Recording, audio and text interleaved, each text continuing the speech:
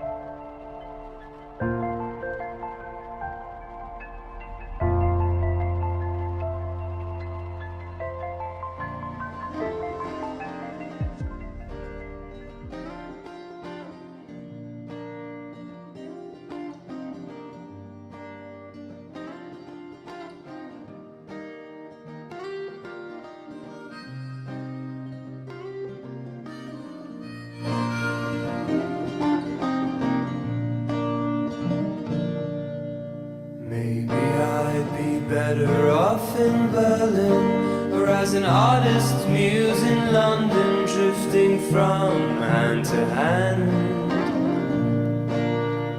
Maybe was born to be a sailor. Dropped my anchors in Antigua as a traveling fisherman. But I am home wherever you are near. There's no life in anything when you're not here. What could take my love away?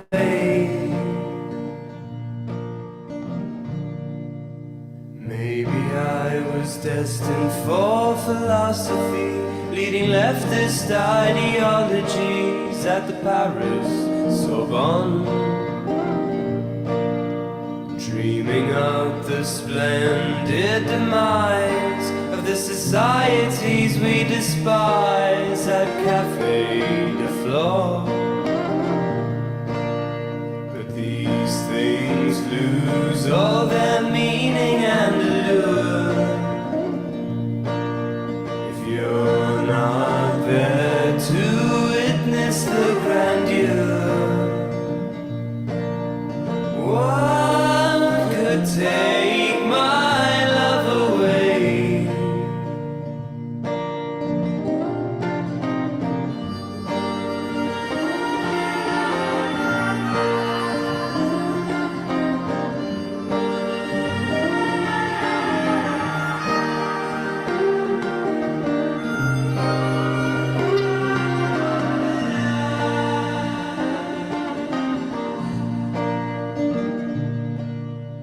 Maybe we'll be missionaries.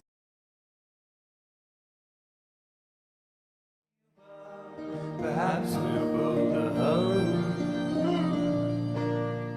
in the shadows of the forest, along the east coast or the west coast. I forget where we decided. As long as I'm with you and we do it, I could trade the views in for any palette.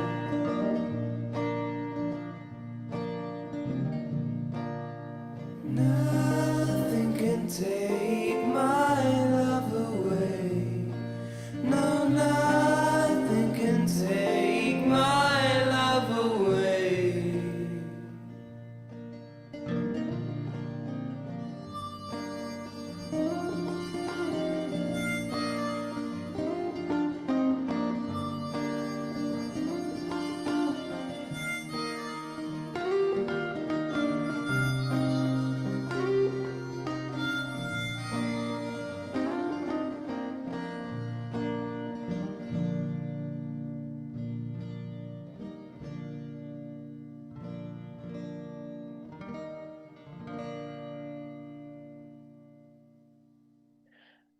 All right.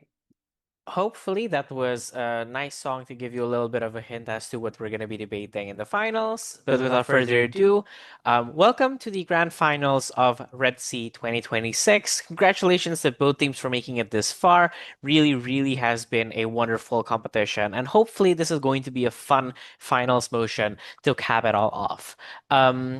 Immediately jumping into the motions. There you go. Hopefully my screen is now visible. So, in the semifinals, we debated a very, very fun international relations motion. The song that was just playing hopefully could be a little bit of a hint as to the heading of the finals. The song title was Love in the Time of Socialism. So, the heading for the grand finals is international relations, is it? Well, we debated international relations in the semifinal. Question mark. Actually, let's take the inter word out of national relations. We're going to be talking about nationalism in the grand final. Hopefully, this is going to be a very, very fun one.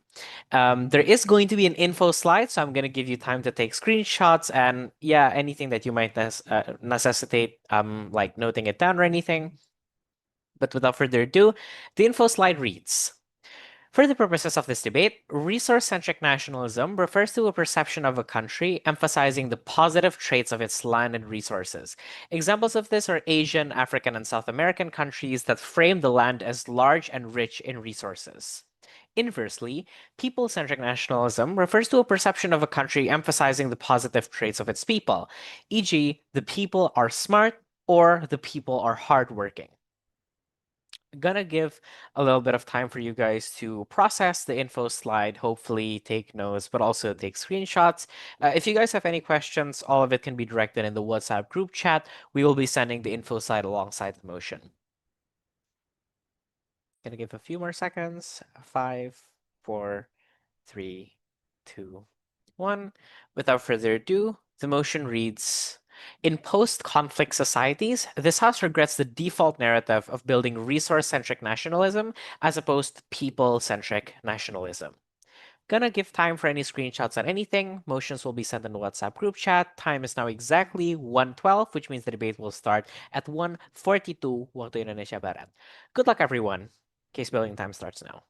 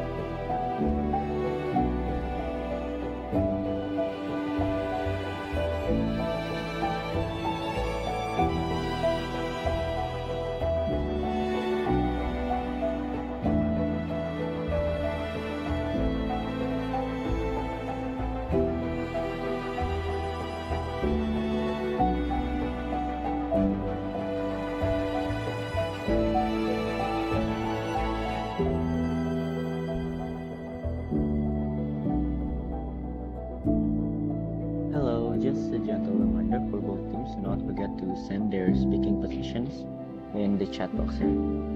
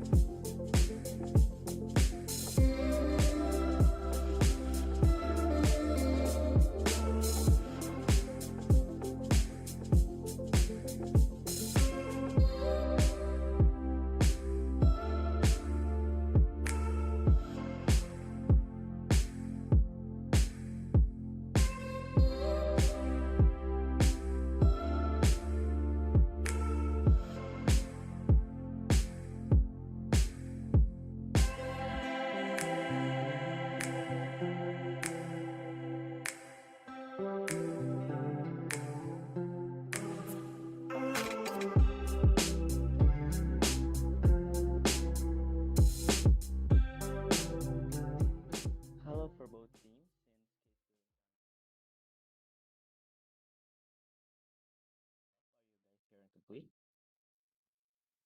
Here and complete. Thank you very much. And next, team opposition. Are you guys here and complete? Here and complete. Thank you very much. So before proceeding, I would really appreciate it if both teams send their speaking positions in the chat box, yeah.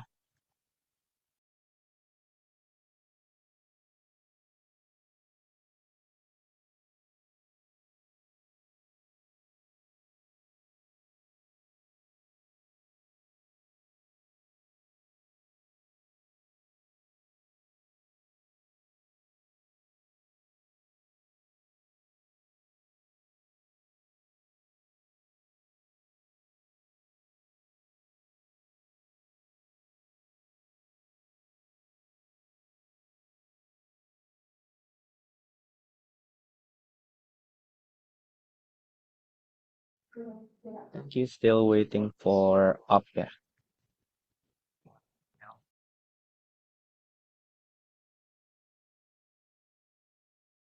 Hi, sorry, but the one in the chat is for team opposition. Oh yeah, sorry. Then for government team, still waiting for the speaking position.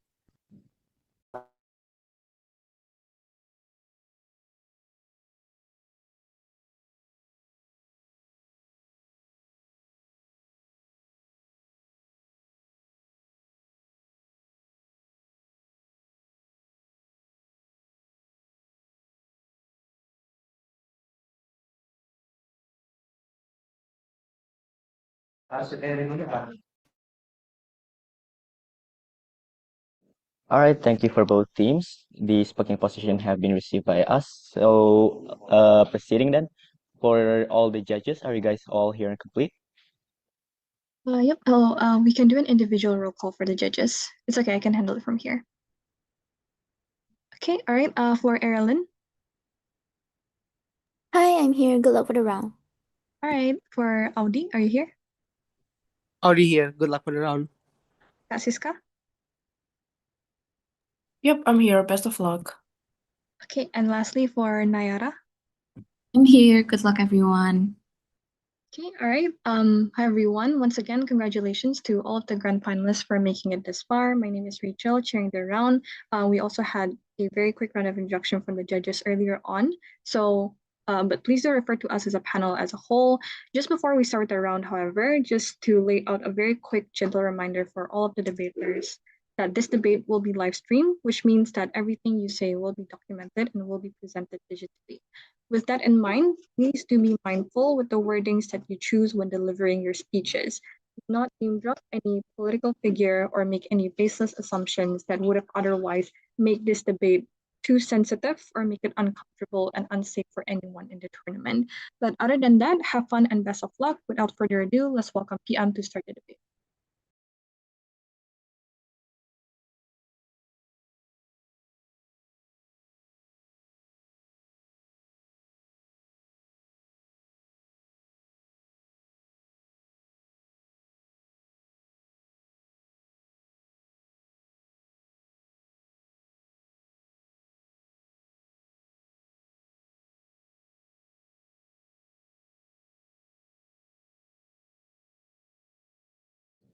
Just a note and a gentle reminder for all speakers, if possible, please do open your cameras. Yeah, thank you. Am I audible? Hello?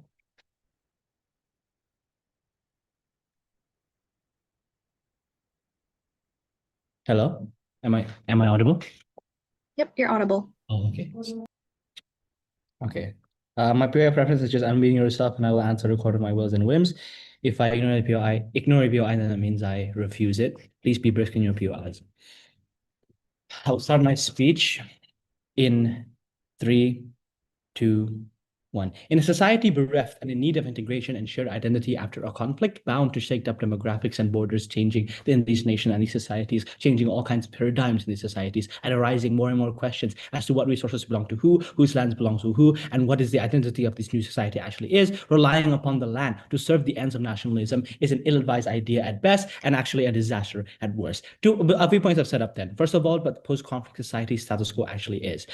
in post-conflict societies, what would usually result is it resulted in a polarized demographic and people staying to their own kinds or their own tribes or their own positions of power that are existent before the conflict itself, right? There is a lack of shared objectives or identity. The conflict gave them collective purpose at the end, but as it ends, these two factors are the ingredients for further infighting. The fact that people in a post-conflict society will try to find safety by going back to their more ingrained demographics, more ingrained people, the people that are more similar to them in that society, and especially in a global society and post-conflict society, these things are going to be harder to do since there are going to be fractured demographics. There are going to be lots of people who want different things for the society itself, right? So what are then the interests and needs of the society? One, shared identity not bound to finite and definite terms. They need dynamicness in their identity. Identity that is not bound whenever that resource is going to be spent or whenever that resource is going to be contested and things like that. But also secondly, a narrative to empower the people after conflict, because these people are going to be despondent. These people are going to be, after a conflict, feel actually the reeling effects of that conflict, the deaths, the sorrow, the whatever is going to be put onto the society, and they need raising morale in the sense that they actually accomplish something that is good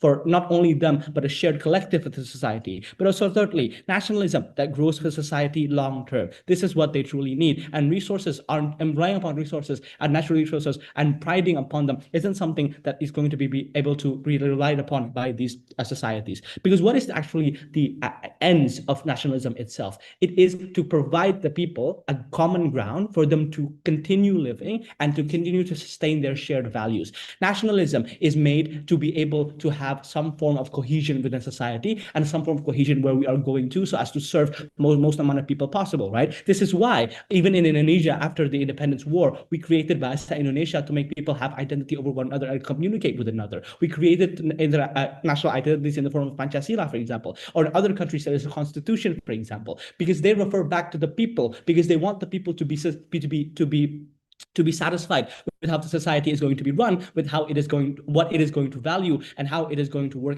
in the future, and so on and so forth, right? Nationalism is very important in this case, and relying upon something as finite and unstable and inaccessible as resources, especially in a post-conflict context, is very much ill-advised, which I'll explain my points of framing. Moving on then to that point of framing. This debate most probably happens in global South countries with the resource surplus. What does this mean? Unstable or tenuous situations and circumstances in land and borders. See Cambodia and Thailand border disputes, or Sudan and South Sudan disputing over who gets oil fields, Indonesia and Timor-Leste, for example, or debating who gets the land of Papua and its gold. Shifting ownership of resources and access always happens in these kinds of countries, especially with resource surpluses, because these newly formed societies needs these resources to actually develop their own people, because they think that it is the source of their pride, because they think that these resources are the things that can bring them forward instead of their own people doing their own educations, for example, or rising up their human resources. And things like this are going to be always a kind of shifting narrative and shifting positions. Bigger chances of further conflict, not only from infighting, but external hegemonies looking to exploit said resources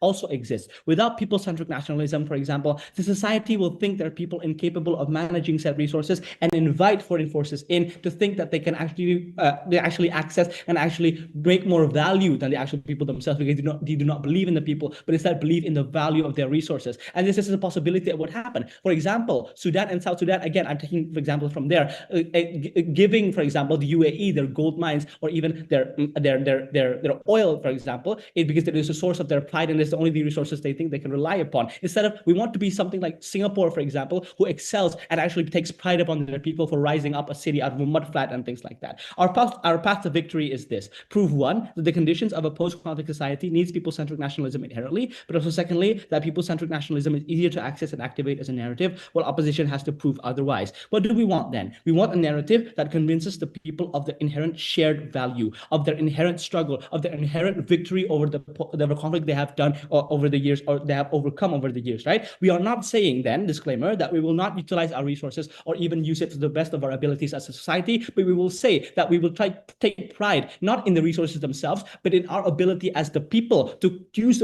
those resources with our knowledge of them, or our domestic or traditional knowledge of them, and using them to their best of abilities, because we know ourselves and we have the capability to do so, because we believe our actual whole value is in our people. But before that, I will give opportunity for POI.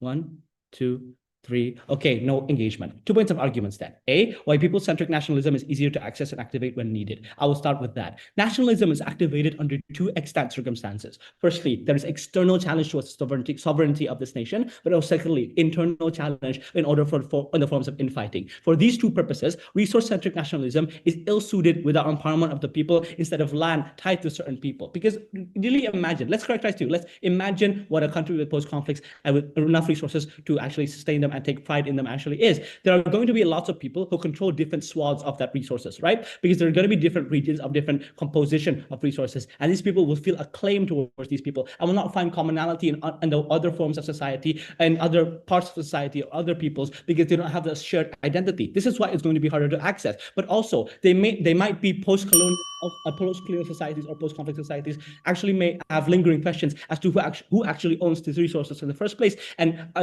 different demographics or different peoples are going to fight over it, for example, or foreign claims are going to come in and say that these mines are ours and things like that. Therefore, the amount of nationalism that you can build from these things are quite inaccessible, right? The ownership of resources are contested internally and externally, and therefore trying to access and actually take pride in these resources and actually utilize them in the sense that it creates nationalism and shared identity will be much more difficult than people-centric nationalism that can be defined however we want, as it is an ideology instead of an actual thing tied to a physical thing. Second point of arguments then, why a post-conflict society needs the identity given by people-centric nationalism. After conflict, what a society most need is shared purpose and shared value, not defined by land and borders and ethnicity or tribe. People-centrism creates one great tribe of the state society and upholds shared ideals and values that is not inherently there in resource-centric societies, because the way that people exploit and the way they use resources and own stakes in the resources are going to be different throughout all the peoples in the society, right? When they need is a unity, when they need is a shared purpose. If they don't figure out by themselves what they want to do with those resources together, they will never find out what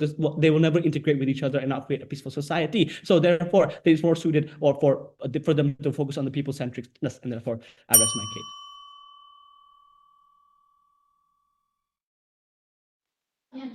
Thank you for the fine speech. To open the case for side opposition, I would like to invite the leader of opposition.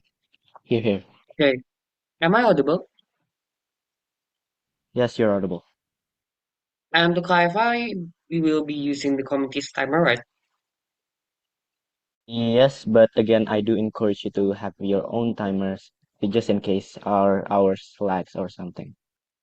Okay. So please note that for POI preferences, please just unmute. But if I ignore your POI, that means I reject it. And please don't spam POIs. And also, please don't spam on the chat or raise your hands, because I will not be looking at the Zoom screen. And for pronunciation, and please note that whatever I say during this debate is only for the purposes of this debate, and it doesn't reflect my personal opinions. And I will start my speech in 3, 2, 1. In post-conflict societies, what is the best source of nationalism to build our country? That is the focus on this debate.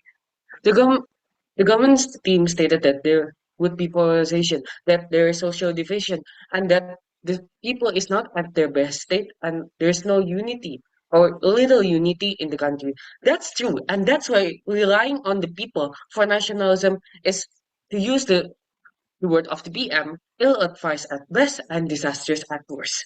And to clarify on what the Prime Minister did, that Bahasa Indonesia is one of the example. Fact is, Bahasa Indonesia is already present before the conflict, before the Indonesian independence conflict, so it doesn't count as post-conflict source of nationalism. And second of all, about Pancasila. Pancasila is only created in the 60s, years after the conflict. Even after that, the instability persists as is seen on during Sukarno's era. And Indonesia only reached stability during the Suharto era, where he focuses on the abundance of resources as a source of nationalism during the Order Baru era. But firstly, what is resource-centric nationalism on our side? Resource-centric nationalism is, for example, Indonesia. We have the abundance of resources. We have a really beautiful nature. Our spices is so rich. We shall celebrate those abundances, and it is a source of our value. Meanwhile, for people-centered nationalism in Indonesia's case, after post-conflict, we also have more hardworking people. We have smart people, and that should be the focus of our nationalism. That they're enough. Indonesia is already smart enough. They're already hardworking enough, and that's the focus. That should be the focus of our nationalism. And that leads me to the argument. I'll introduce the argument of why resource-centric nationalism is a more effective option for post-building recovery and also nation building in the short term and also in the long term. So what is the world that the opposition would like to see? It is where there are two parts. Firstly, where a post-conflict region or area can quickly develop or recover from post-conflict and can prosper not just in the short term but also in the long term. And secondly, where that post-conflict region or area uses its resources, its resources and best resources as means to recover it and also to recover the sense of nationalism. Because let's face it, nationalism is also an important part of nation building. I think both the team and the opposition team would agree to that. And what is the reality that we currently that they would face? Three parts. Firstly, the morale of the population is not at their best because they have just suffered a lot of war. Ladies and gentlemen, war is a lot. It takes a toll not only to our physical health but our mental health. They have suffered from trauma, from stress, the Orlando's attacks, even invasion, and they're not in the best way to work, to innovate. And secondly, during the war era, the focus is not on building human resources. It's not to make people smarter or to develop knowledge knowledge. It's for the war effort. So the population focus still needs to shift from war to peace. That's why that population is not at their best state Yo, to I. develop their country. No, thank you. And after the war era, often there's many social conflicts between people and it is not stable yet. Look at Indonesia after the independence conflict. There is still many unrest, many conflicts. That's why relying on the people is ill-advised and disastrous. And what is the harm by not focusing on resource-centric nationalism? There is two harms. Firstly, it harms growth because the fact is the people is divided. The social scene is unrest. There's no or little unity. So to focus on people-centric doesn't really works because the fact is the people is divided. They're not in the best state to develop their nation, to develop their area. And secondly, prevents cooperation. In post-conflict situation, there's a situation where we have to work with our former enemies. For example, Germany after World War II, they still have to work with the Soviet Union, with the US. If we use people-centric nationalism, which advocates that your people is the smartest out or the most hardworking, that you are already the best, which is ultimate for some is not true, there would be some tension because the both sides see them as the most superior. And it would prevent them from working together or harm them working together, preventing nation building and recovery. And who is the disadvantaged party in this debate? It is the people in post-conflict situation, the people who actually live in it. Two parts here. Firstly, they have suffered so many things during the war: abuse, attacks, invasions, many face traumas, so they're not in the best condition to work, and their morale is already so low. And secondly, yet they cannot develop without having to let go some of their people-centric nationalism. Because if you have people-centric nationalism during the war, you ultimately believe that your nation is the best because their citizen capabilities that is most superior.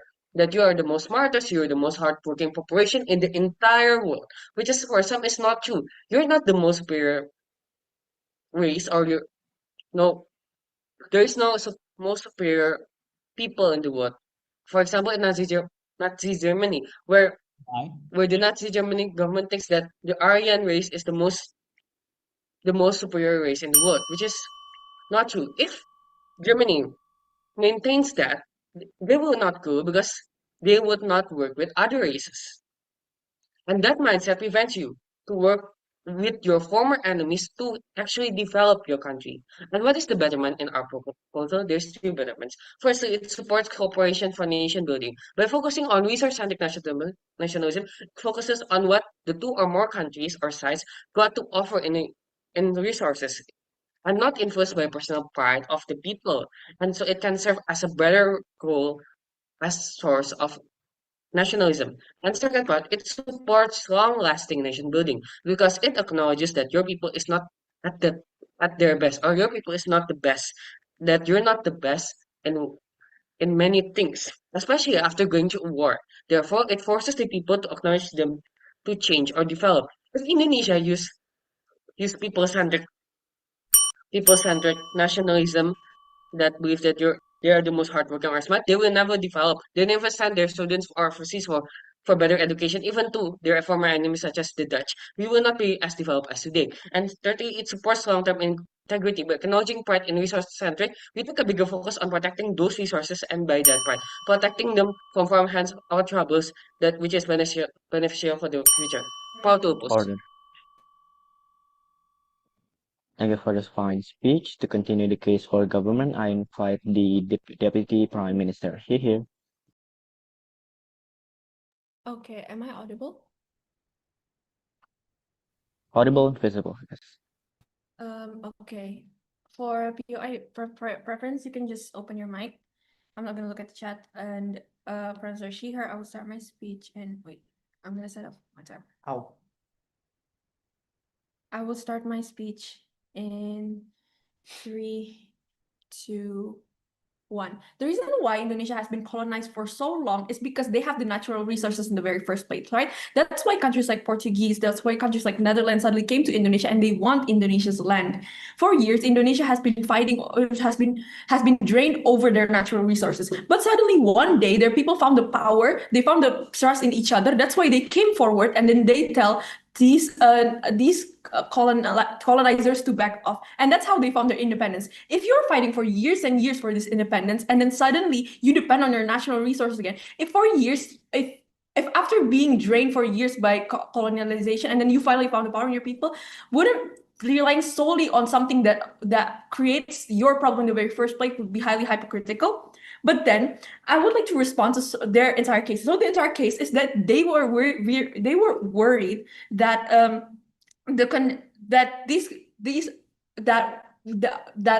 that our idea of people-centric nationalism would actually be just as equal as fascism. Like, look at the idea of what we are trying to propose to you. What we are trying to propose to you, that people-centric nationalism is more of a country that have faith in their people. We believe that they have the greatness, not by being on our own. That doesn't mean we'll cut off the UN. That doesn't mean we will do everything by ourselves. But we believe that we actually have the power in our people. We have strength in our people. We have intelligence in our people.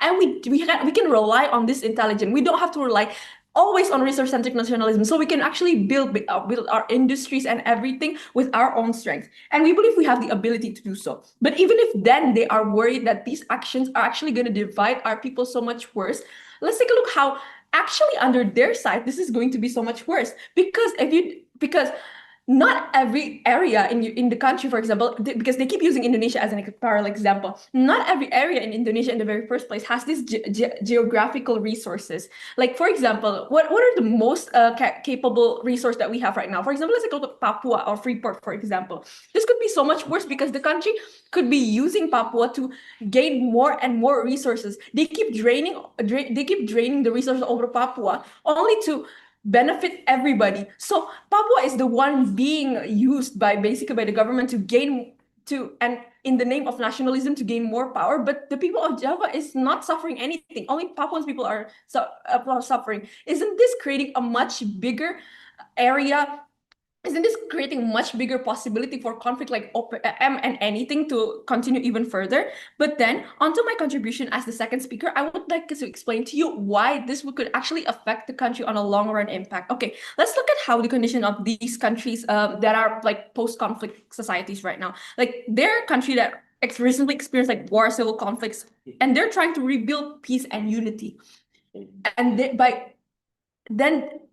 notice that not every country, if they want to rebuild also their economy, not every country have the capacity to suddenly rebuild based on national resources, because not all of them have this geographical advantage. But even if we then assume that they all do, I think most of the time the access of these natural resources are still a dispute inside the country.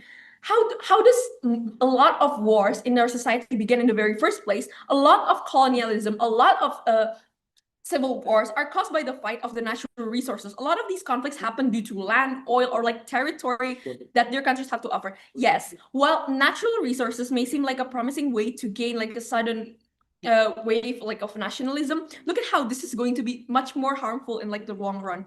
What you need in order to organize natural resources successfully is you need to actual education and like knowledge to do so, because organized such things are complex, it's technical, and it needs a stable and educated society to do it. I think a newly post-crisis country with their instability would not be the most correct choice to manage it. A lot of the time, these countries, they would trust international corporations or like partnerships to help them out, right? And this is very likely to happen as resource-centric countries do attract superpower interests like US or like maybe China. This is highly dangerous because post-conflict countries are economically weak and they're really in need of foreign capital. So what just happens next is the superpowers' foreign interests could interfere in this need to manage.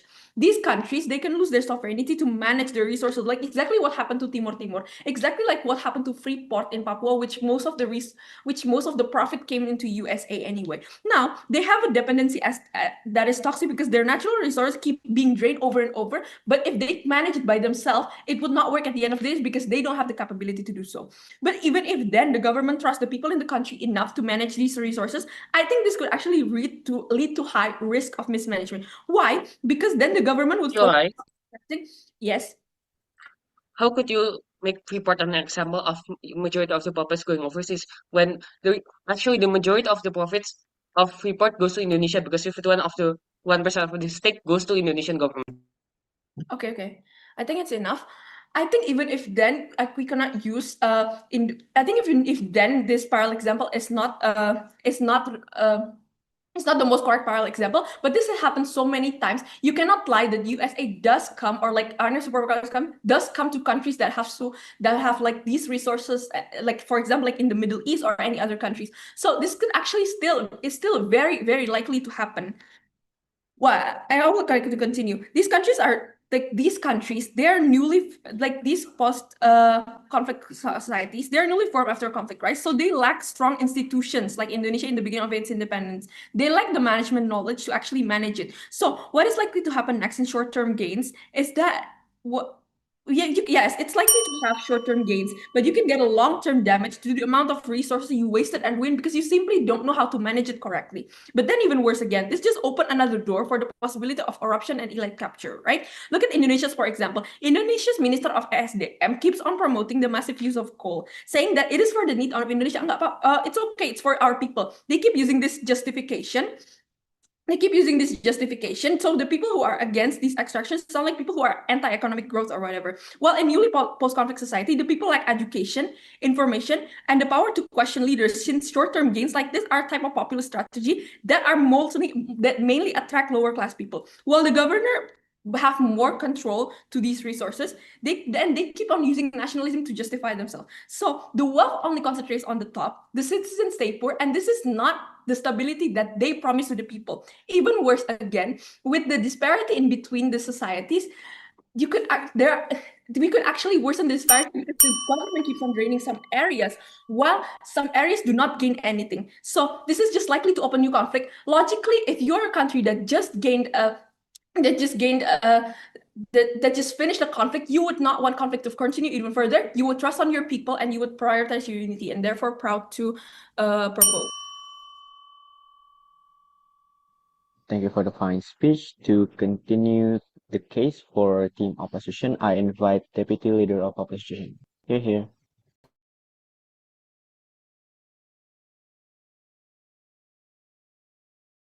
Okay, give me a moment to set up my notes, yeah. Sure.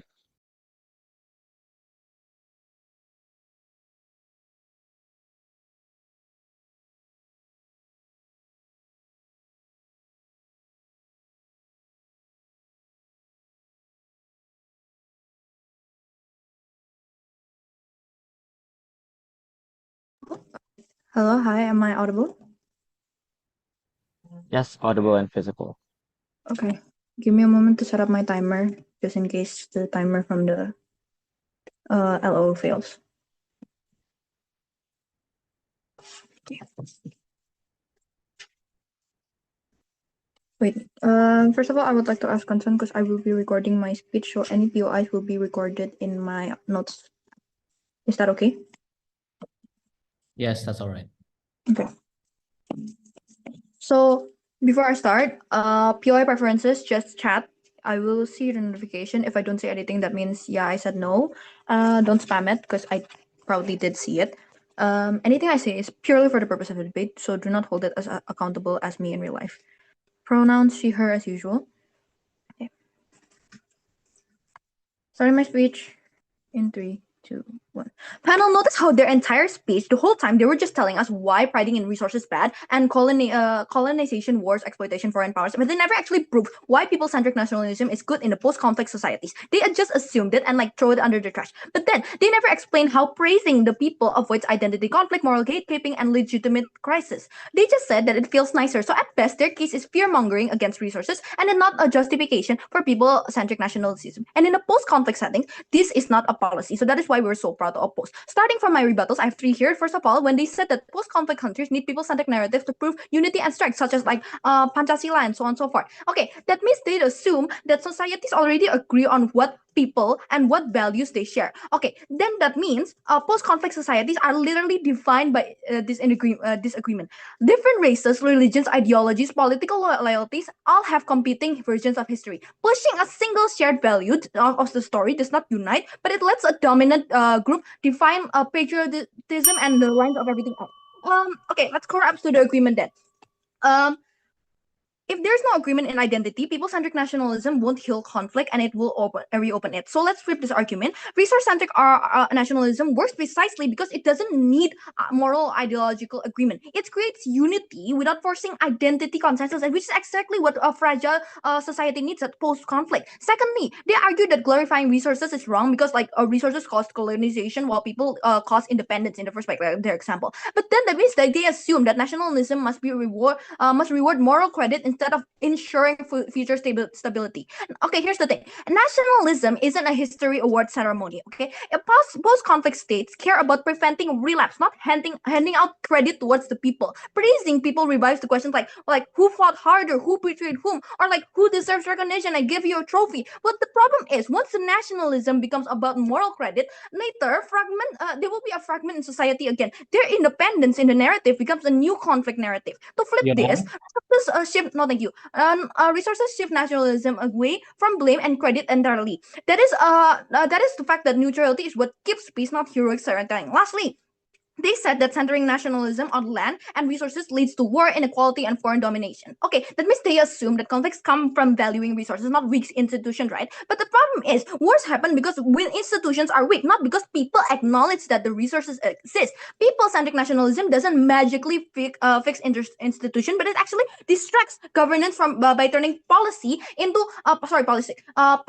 identity policing. To collapse this, if institutions stay weak, then people-centric pride does not stop exploitation or intervention. There's long-term safety claim entirely fails. To flip this, resource-centric nationalism forces state into management, protection, and shared ownership. That strengthens institution, which is the real shared and exploitation. Okay, moving into my arguments then. Think of my argument will be called that people-centric nationalism creates identity fractures and destroys legitimacy in post-conflict countries. Okay, think of post-conflict country like a classroom, after fighting and tawuran and some sort of stuff. There's different friend groups, there's different circles, there's even different paths, okay? Different versions of what happened, and everyone is still salty about it. And I now imagine that the teacher walks up and said, "Oh, hi guys, class pride is about how our students are disciplined, smart, they're morally upright." So the kids will think that, "Oh, you mean your group? Oh, no, it's my group." And what about us, the one that skipped class because we had trauma to deal with? And what about the kids that were on the wrong side of the fight and we don't know which one was the right one? Here's the real world version of this. No, thank you.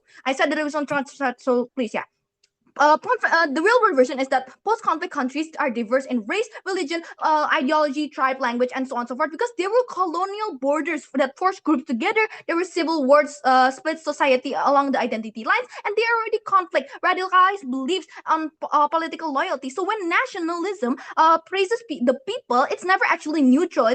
There's always someone that defines what people. Okay, here's the problem then. The problem is that people-centric nationalism forces a single national identity in a society that is still fragmented after the war. It asks then, three things: who represents the nation, whose values count, and who embodies hardworking or heroic. It's not unity, but they're like competing for legitimacy. And the vulnerable actors, such as like minorities, former opposition groups, or new like civilians, they feel excluded, morally inferior, and politically delegitimized, and that is exactly how resentment starts. Okay, so then what is the root cause of the problem? Obviously, because that post-conflict societies do not agree about the moral story in the past. Everyone remembers the words differently. It's a very wide country. Like there's one group's freedom fighters, and there's another one that's terrorists, and there's another one that claims that their ideology is the reason why the country won. And then there's some people that are blamed for the loss, for the weakness, the collaboration, or not contributing. So when the state pushes the fact that our people are brave, they're good, they're brave, they're resilient, this is quietly implying that, oh, well, some person weren't, like they weren't contributing, and some people don't belong here. So then why is our side better then? Okay, the fact is resource-centric nationalism saved the basis from belonging to identity to shared ownership. Instead of saying you belong and you fit the national character, like if you said that you're no, thank you. Like if you said that you're American, then hey, we love Trump, we drive a Ford, and like we drink beer and so on and so forth. Well, instead, on our side, we said that you belong because these lands, these rivers, and resources are all ours together. The impacts then, there's three. First of all, we protect the vulnerable actors such as ethnic minorities, religious minorities, and formal rebels and refugees, and basically civilians. Secondly, the legitimacy will increase. Like the states look neutral, and it's not picking a side in old conflicts. What is the trickle down effect then? Well, there will be a less identity policy, and there won't be a real patriot or rhetoric, and there's a lower risk of revenge politics. Lastly, there's a stability. The nation will become good in fragile societies. This will build legitimacy based on territory and stewardship, not moral stability. Then why is it bad in their side then? Four layers. First of all, that they have to define. They have to define what good people look like, and the definition will never be neutral. Like it's written whoever won politically after the conflict. Secondly, there's filtering. Once there's a national character, society will start sorting it. Who is ideal? Who is less patriotic? Who needs to prove their loyalty towards the country? We don't know, because the minorities, former opposition group, and ideology are completely different. And those citizens will fail this filter first. What will happen next? Third, then there will be delegitimization. If you fail this filter, that means that your political voice will get questioned. You're dismissed, and your identity will become dismissed. At this point, nationalism will stop being unity, and it becomes control. Lastly, then there will be a conflict on reproduction. Delegitimize in group, and we disengage or resist. Resistance will be betrayed as frail. And at the end of the debate, this choice is between emotional symbolism and political survival. If government gives you a people-centric nationalism that makes you feel inspiring, but in post-conflict societies, it forces identity and definitions, I feel like you should go on opposition. Thank you. Thank you for the fine speech. Before we move on, I would just like to give a gentle reminder for all participants to respect all other participants' POI preference here. So, moving on to close the substantive case of government team, I invite upon the government whip. Here. Okay. Am I audible? Audible and visible. Okay, thank you. For POI preference, you can just unmute yourself. I will accept one POI. Starting my speech in 3, 2, 1. 2 questions that I'm going to answer in my speech. Firstly, in the practical impact, why then we're obviously above side opposition. But then secondly, in the philosophical level, why then it is not justified to support a resource-centric nationalism. Firstly, in regard of practical impacts, what does the opposition tells you in this regard? They tell you 2 things. Firstly, that the people is not at their best condition to unite, but also secondly, that meaning because they're not in their best condition, that they don't want to work with one another, and if they want to work with one another, they don't want to accept any foreign helps and all that. 4 points of response. Firstly, I think that my second speaker already explained to you that fascism is people-centric nationalism is different from fascism, right? People-centric nationalism believe or put faith on your people and want to do your best to develop or improve your people's capacity. That doesn't mean that you cannot accept any foreign help. For example, if it is okay for you to invite foreign countries to help educate your people, it is okay, for example, to accept bilateral treaty to develop your remote area and all that. Because the fundamental values of people-centered nationalism is to put faith on your manpower, on your unity as a as people and later, and eventually want to improve all of this at the end of the day. But then secondly, we're gonna flip this and say that exactly because you're not on your best condition as a nation, that there will be incentive for you to help, for example, the marginalized community, for example, to help or to subsidize people in remote area. Why? Because you see that these are also your brother, that these are also your sister, that you are living in under one flag and under one unity, because you are essentially the same people, regardless of your race, regardless of your gender, regardless of where you live geographically. This is gonna be way better. Why? It is important because at the end of the day, one of the interests as you as a post-conflict societies is to push down and to create less disparities between the remote areas at the end of the day. And this is gonna happen because you have the relatability with these people, because the nationalism is focused on the people at the end of the day. But then secondly then, I believe that in most of their cases, they're always positive and negative case. Opposition never really tells you why then resource-based nationalism is eventually going to be better. I'm going to tell you 5 things. Firstly, my second speaker already explained to you that resource-based nationalism and most resource places in this kind of country is still in dispute. Why? Most of them are still, for example, after a colonialization, meaning that there are still a lingering question whether or not you own this land or not. Like for the Dutch, for example, after Indonesia have their independence, the Dutch is still trying to intervene with, for example, in Papua, in Timor, in Sumatra, to to take over all of the oil and all that. But then we also tell you that because these are people post-conflict societies, they are still have, for example, lesser capacity or don't have enough skill to eventually organize or to eventually develop all of these resources at the end of the day. Meaning that you have to, for example,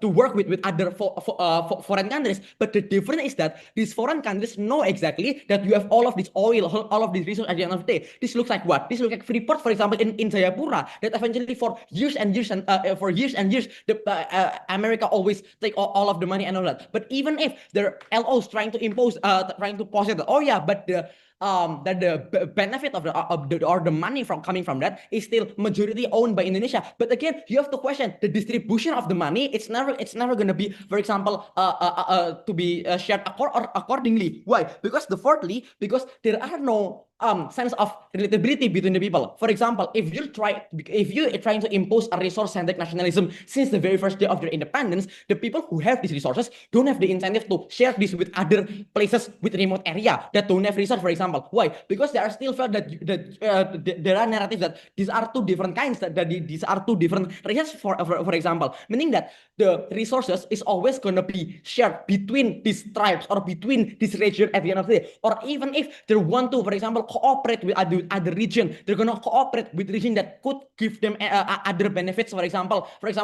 meaning that the people in remote places or people coming from the minorities will at the end of the day still going to be harmed because they don't have the access to all of these resources. But then lastly, even if we assume at the base case that both sides eventually fail, the harms that you're gonna experience under such proposition is always gonna be under such opposition is always going to be worse. Why? Because comparatively, when you are failed to manage your resources, there are going to be other tangible harms. For example, people in Papua got poisoned, their river got poisoned, for example, because of the mismanaged in resource in Jayapura. But comparatively, you can always reshape your identity as identity or culture as a people. But even if you cannot reshape that, there are no tangible harms. For example, as what I posit, meaning that comparatively, the harm is always going to be bigger on the side opposition. But then, so under clash practicalities, we already won. But secondly, on the philosophical level, notice that opposition never really tells you why then we valued resource-centric nationalism so much. Why?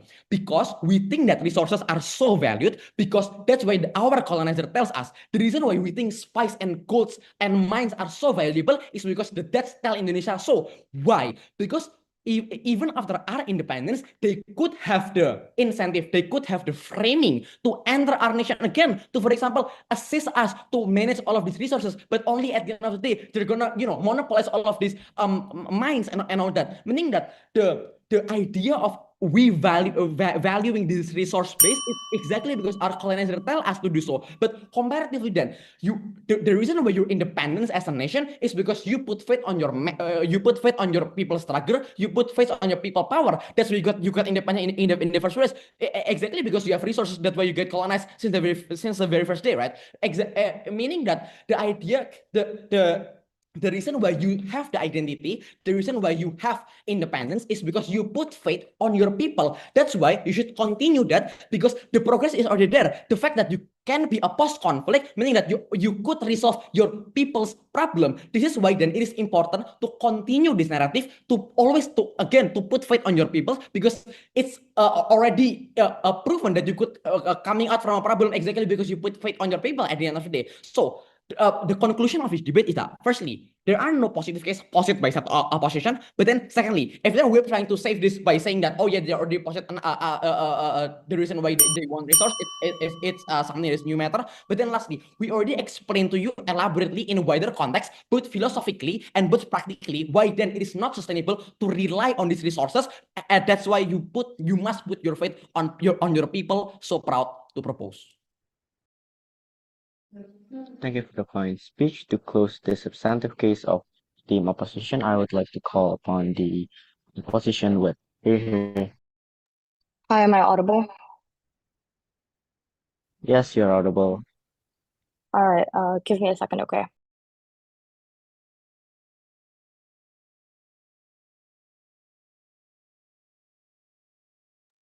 Okay, POI preferences, just unmute your mic and say PO. Wait, hold on, let me change my speaker.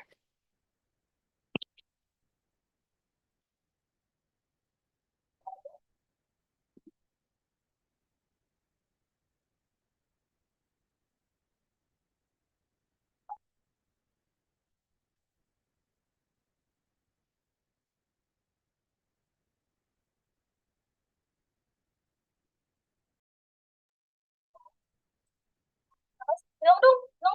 Wait, oh, hello, am I audible now? All right. For POI preferences, just unmute your mic and say POI. Turn on speaker, everything I say. Hi, sorry, you're not audible. The previous input is clearer than this one. Like, sorry? Okay, yeah. It's okay now. It's Yeah. audible. Oh, okay. Can I restart my speech? Yep, sure. All right. Hold on. Okay. I will start my speech in 3, 2, 1. Just 2 things in my speech then. Firstly, rebuttals and then onto clashes. All right. Onto rebuttals then. Their case was basically like, oh, if we take pride in our resources, we are basically inviting other countries to come back and colonize us for our responses, right? For our resources, right? 3 responses here then. Firstly, their framing is so uncharitable. Here it seems they have just left behind what what the motion is even talking about, because notice that the motion is about domestic nationalism narratives and post-conflict societies, right? It's not about whether foreign powers suddenly gain the ability to recolonize a state. Understand that modern colonialization does not happen because a country is proud of its resources. It simply happens because of like things like, for example, weak institutions, military incapacity of militaries, or like economic collapse, etc., etc. So this link that they're trying to draw is just as assumptive in nature and not what determines the outcomes in this debate. But second response here, let's bite the bullet here and say, sure, you're right. I'm gonna tell you that taking pride in resources doesn't necessarily mean opening up for exploitation or whatever. Nationalism is simply about how the state frames their identity internally, as in what the state will push people to be proud of, right? It's not about surrendering your power, but it's to say resource-centric nationalism often comes with stronger state control over stricter regulations and clear claims of like ownership, yada yada, right? Which means colonialism is harder to reach under our side of the house because foreigners won't have the chance to exploit these resources without our consent. But thirdly, then I'm going to flip their case here. I'm going to tell you that resource-centric nationalism actually protects people against exploitation. Under our side, framing resources as national assets increases people and the public support for like things against exploitation, right? On our side, framing further incentivizing people to like protect them, right? When people see land and resources as part of like their national pride or whatnot, there's a stronger political pressure to actually prevent foreign dominant domination inside our countries and regulate multinational corporations and resist these like so-called unfair deals or whatever. Ironically, people-centric nationalism does the complete opposite of this because it abstracts away from the material assets and leaves resources management to like the elites behind closed doors without any regulations and checks and balances. So if your side of the house is worried about neocolonialism, yada yada yada, our side, which is resource-centric nationalism, is actually the better shield from stuff like that. But secondly, they walked into this debate by saying, "Aha, nationalism should credit people, not land, because people ended colonialism, and the resources are what caused colonialism in the first place, right?" First thing to point out, I think their framing is so ridiculously demented because yeah, we are talking about post-conflict countries, right? But then three responses here. Firstly, notice that they're confusing historical credit with post-conflict governments' needs. Sure, historically independence-based movements are driven by the people. We aren't debating that, but this debate isn't about who deserves moral credit for independence, right? It's about what kind of nationalism stabilizes and actually develops a country faster after conflict. I don't think this point is important in this debate. But secondly, their side keeps telling you that people-centric nationalism creates like some sort of shared purpose between the people. I don't think this point necessarily talks about post-conflict societies because that's just not how reality works, right? Understand that the second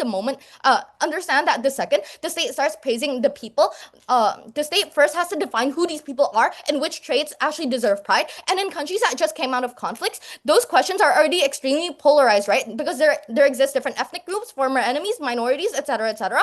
All of these people will like debate whether they are being represented or like misrepresented or not later. Which means what? Then their side doesn't necessarily heal trauma.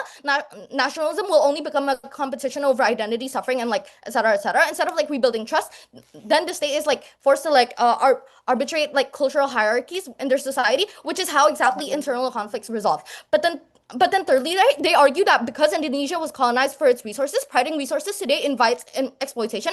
Firstly, I'm going to say that this logic is just plainly wrong. Colonialization doesn't happen because of resources, because the existence of resources. I'm going to touch this later on my clashes. On to my first clash then, on which side can give better legitimacy to the government to attain stability in the long term. We told you that resource-centric nationalism is better at stabilizing the country immediately after conflicts, right? We told you that people-centric nationalism only forces the states to define who are the people of their nation and that those traits are the ones that deserve praise or pride or whatever. But understand that in post-conflict context, stuff like this becomes polarized, right? For two reasons. A, different groups of people exist within the nation that will debate about which ones are more deserving of representation. But then B, the enemies of these nations are normally of different ethnicities as well. Why is this important to keep note of? Two reasons. Firstly, once the state starts defining the people, it is inevitable that things like, for example, picking winners and losers will happen. Some groups will obviously feel like they're more represented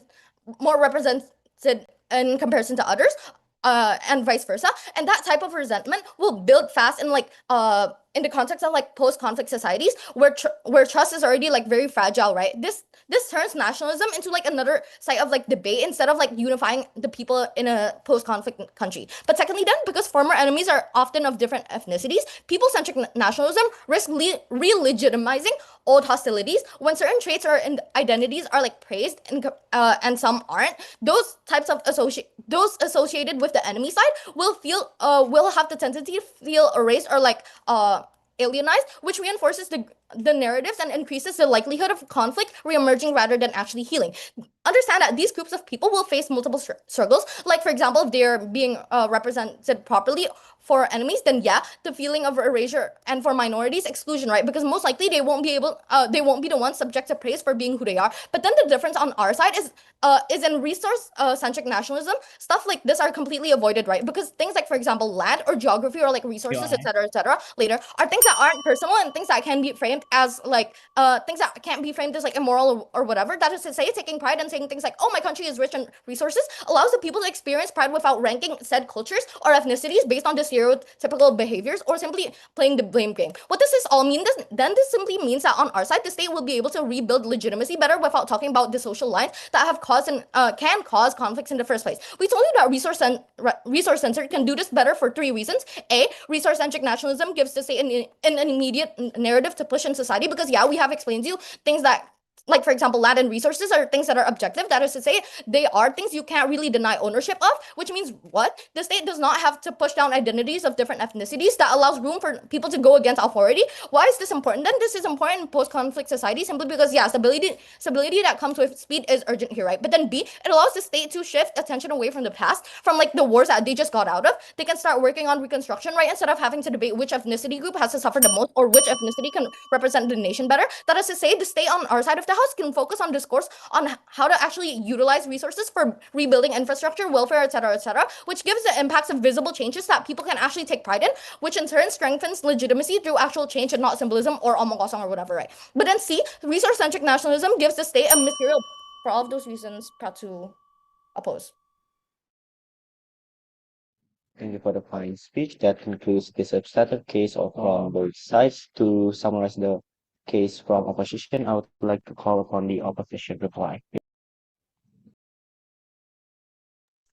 Okay, give me a moment to set up my recording. First of all, am I loud and clear? Yes, audible and visible. Where's my timer? Okay. Same as my second speech. Anything just for the purpose of debate. Starting my speech in 3, 2, 1. I think that the quote, the land outlasts the quarrels of the man, is exactly why we win this debate. Governments spend their entire rounds being scared of resources and being romantic about people, but they never actually prove how praising the people doesn't immediately turn into identity policing in post-conflict societies. They gave you feelings, not mechanisms. So when we showed you that land is a neutral, boring, and stable, and it doesn't care about race, religion, or who won the war. In fragile countries, but boring keeps it peacefully, even like as much as it sounds boring. Emotional nationalism will get you applause, yeah, yada yada, but it gets you another conflict. On our side, we bought the case about post-conflict societies, like people-centric nationalism is structurally unstable because society is divided by race, religion, and ideology, and political loyalties. We also showed that praising the people versus a single national identity in a context where no agreement is a moral story or a past, and which creates a competition of whoever counts as patriotic and who doesn't. This leads to an exclusion of vulnerable groups like minorities, formal opposition members, refugees, and politically neutral civilians, and the undermines of the state legitimacy, basically all the vulnerable actors. And then we also offered the resource-centric nationalism as a safe foundation for recovery and national building. By grounding nationalism in a shared land and resources, belonging is based on ownership rather than identity, allowing cooperation even between former enemies. This approach supports material rebuilding, and I feel like it encourages institutional focus on managing and also protecting resources. And it reduces identity policing. As a result, I feel like a nationalism will become something neutral, and it will be stable, and it will be inclusive to everyone, and will lower the risk of conflict, of reproduction, and also creating a long-term political stability in post-conflict societies, and that is exclusively on our side only. Also, then moving on to the clashes, there will be like around 2 to 3 clashes. First of all, in government, they argue that post-conflict societies need shared ideologies, like values, like Pancasila, to like unite the people and prove that they have overcome the conflict. And like at the end of the movie, where they all hold hands and sing songs together. But the fact is, we said that post-conflict societies don't have that shared values yet. They are still divided by race, religion, ideology, and competing memories of the war, forcing ideological unity. This early returns to nationalism into a tool of exclusion.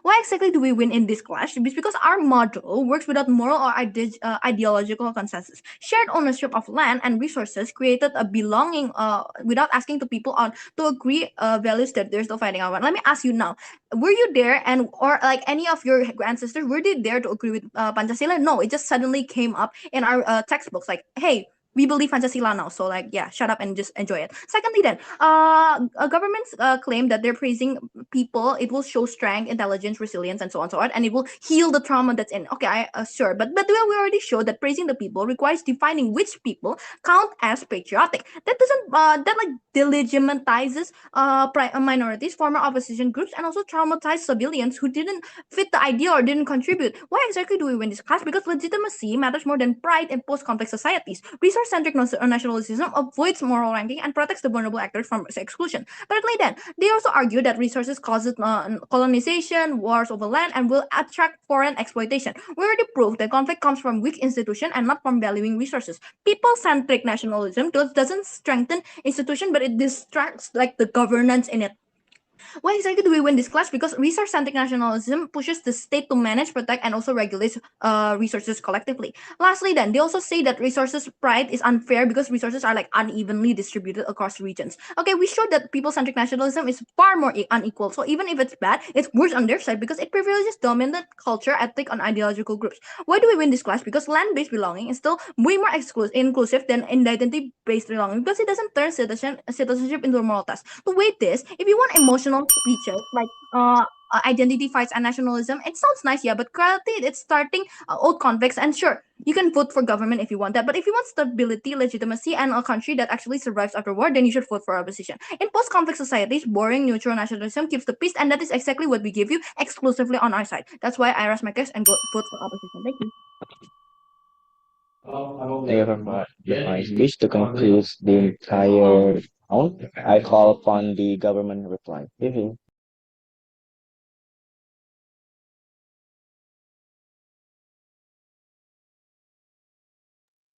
Hello, am I audible?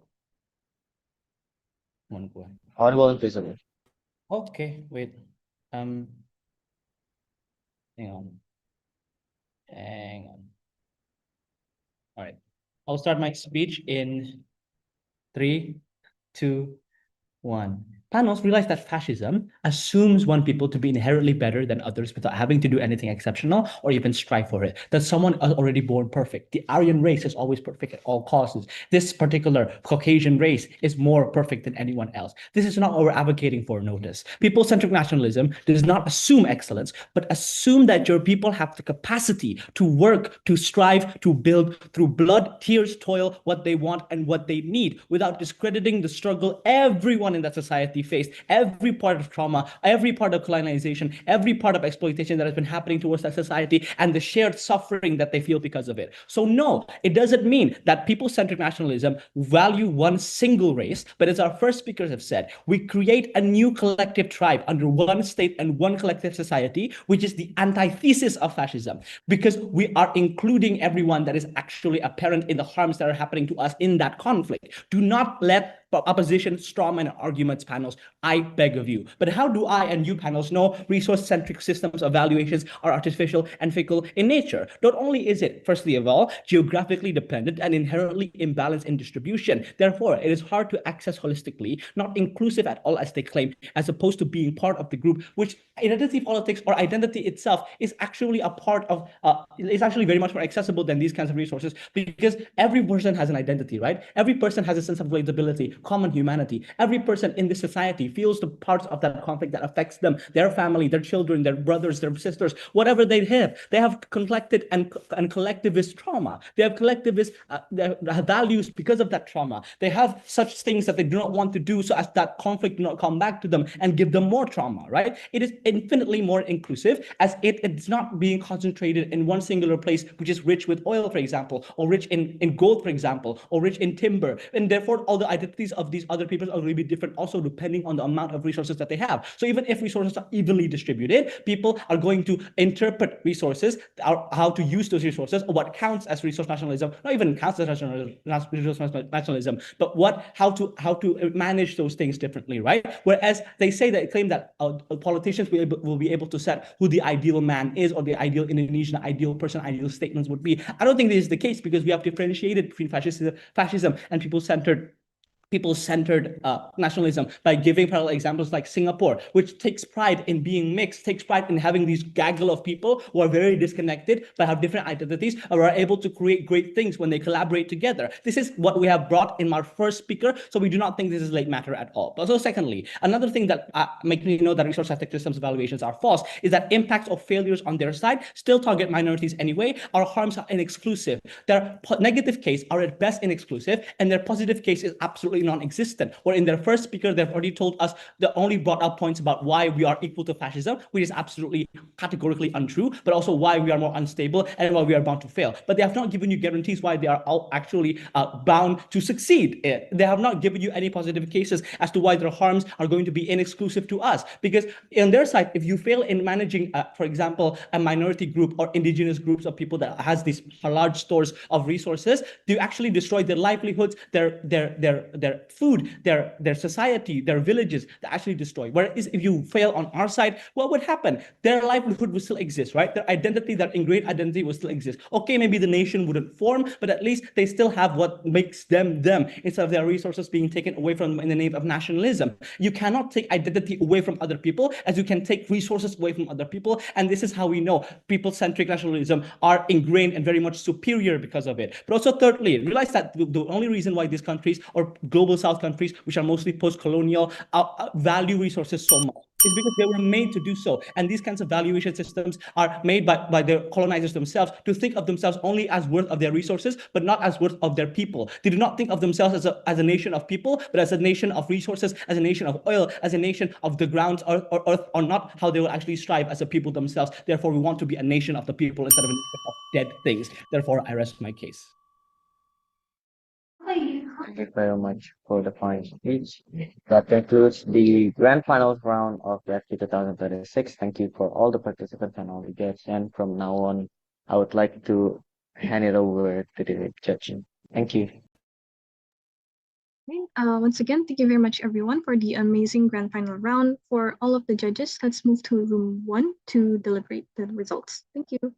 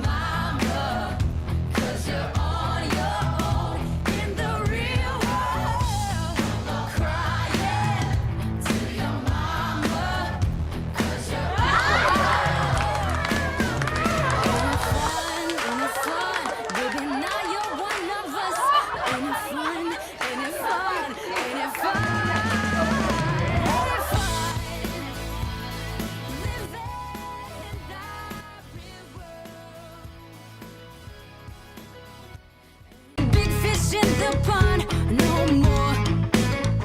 You were what they're feeding on. So what are you gonna do when the world don't orbit around you? Ain't it fun? Living in that real world. Ain't it good being all alone? Where you from? Terjadi Say you might be the one who's running things. Well, you can ring anybody's bell and get what you want. You see, it's easy to ignore a trouble when you're living in a bubble. So what are you gonna do when the world don't orbit around you? So what are you gonna do when nobody wants to Day one, with you? Ain't it fun? Living in that real world. Ain't it good being all alone? Ain't it good to be on your own? Ain't it fun? You can't count on no one. Ain't it good to be on your own? Ain't it fun? You can't count on no one. Ain't it fun?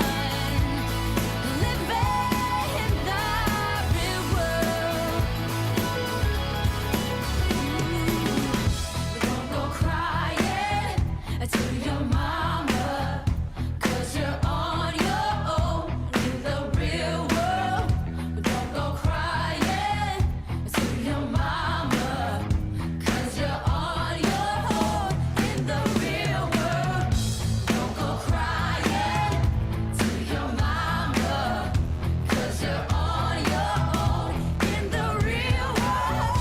Don't go crying to your mama, 'cause you're Ain't it fun? Baby, now you're one of us. Ain't it fun? Ain't it fun? Ain't it fun? Ain't it fun? Living in that real world. Big fish in the pond, no more. You were what they're feeding on. So what are you gonna do when the world don't orbit around you? Ain't it fun? Living in that real world. Ain't it good being all alone? Where you from? terjadi Say you might be the one who's running things. Well, you can ring anybody's bell and get what you want. You see, it's easy to ignore a trouble when you're living in a bubble. So what are you gonna do when the world don't orbit around you?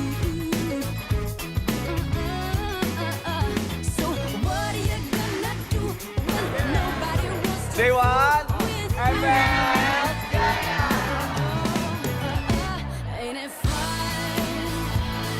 Living in that real world. Ain't it good being all alone? The end of this tournament, to award the few individuals and teams that have achieved in all these rounds. Before that, several parties that I would like to thank. Firstly, of course, to SMA Regina Pacis and EDS Recis for trusting me and Vinay to cap this competition. To the Orcom, Nora, Gracio, as well as all the LOs that have prepared and of course dedicate their time to make this tournament possible. Even before the day of this tournament, I believe that you guys have, dedicate your time a lot to have like discussion to make sure the competition run well. as well as to the IAs. I want to thank the IAs for agreeing to judge and spend this weekend with us. I trust that these individuals have provided stellar education and feedbacks to help the teams to learn and grow. Of course, to all the participants, thank you for joining this competition. And I know some of you probably just got back from the holidays and, with or without the preparation. But yeah, anyways, with or without awards, I hope that you tried your best and enjoyed this whole tournament. Continue in your debating journey. I hope this is not the end, but just a few more years, I guess, to come. Last not least, to Vinay, my fellow CAP member. So starting the year with New Year, New Vinay, with no sports motion in this competition. I had real fun experience with Vinay. From the motion discussion to tournament day. Everything was concise and handled smoothly. So yeah, that's it. That said, we'll just go directly to announce the awards. I'll announce from the best speaker, top 10 to top 4th. Vinay will announce the top 3 best speakers and the winners of the competition. All right. Yeah, let's proceed with the announcement.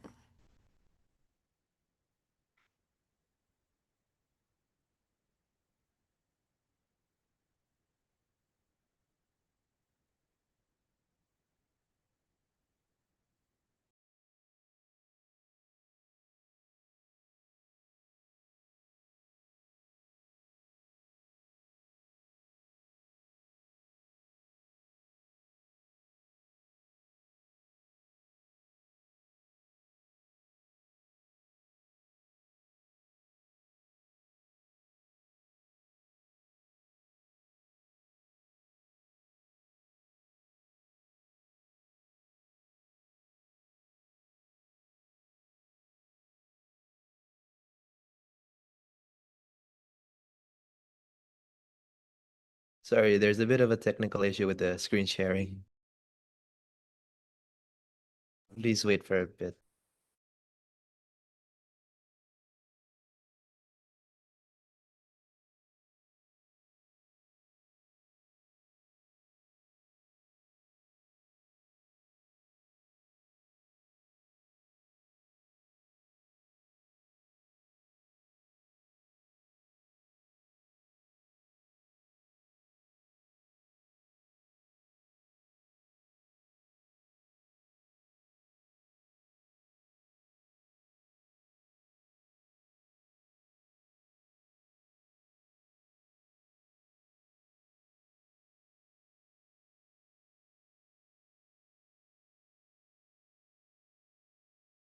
All right, we'll go directly to the awarding ceremony. Starting with the top 10 best speaker. Next slide.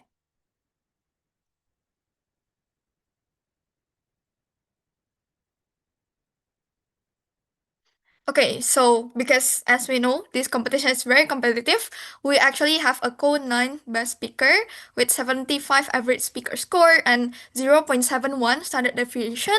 Congratulations to Josephine Chloe from Confido. Congratulations. Yeah, and then the next code 9 best speaker would be Kachwa Weda Narewiswara. Congratulations, and I hope I didn't butcher your name. Next would be the the 8th best speaker with 75.25 average speaker score, 0.43 standard deviation. Congratulations to Stella Zahra Aldiandra Dewani. Congratulations. Moving next to the 7th best speaker with 75.5 average speaker score and 0.5 standard deviation. Congratulations to Jeremy Steven Nadabdab. Congratulations to the individual.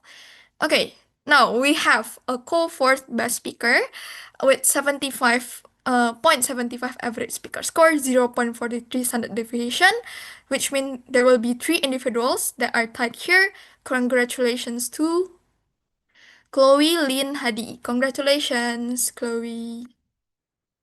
Okay, the next co-4th best speaker, Congratulations to Arash Bumi Fauzan Nafi. Congratulations, Arash. Or Bumi, or yeah. Next, the last individual for the core force best speaker would be congratulations to Chloe Jocelyn Santoso. Okay, congratulations, Chloe. Passing this next. Swiftly moving on to the top 3 best speakers. There are going to be no more co best speakers. So jumping straight into it, the third best speaker with an amazing average speaker score of 76 and a standard deviation of 1. Congratulations to Nati from the 3 triple records. Congratulations. Moving on to the second best speaker with a slightly higher average speed of 76.25, but with an average standard deviation of 0.83 from the same team. Congratulations to Auna from Triple Record as well. Congratulations. With that, announcing the best speaker of Recis Ascension from 2026 with an amazing average speaker score of 76.5 and a standard deviation of 0.50. Congratulations to Asiati Takiasu Hendra from Team Legitimately Unfounded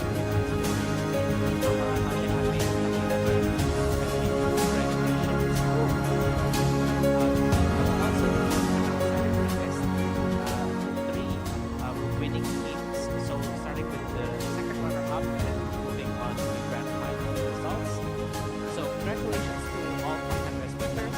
Directly announcing the second runner-up. This was decided by speaker scores in the semifinals, which means that this team that got the second runner-up title had the better speaker scores out of the 2 teams that did not receive from the semifinals. So congratulations, the second runner-up of this competition is Team Side Quest. Woo! Despite this being a side quest, we still managed to get a wonderful prize. Congratulations to commiserations to the triple record that got third runner-up.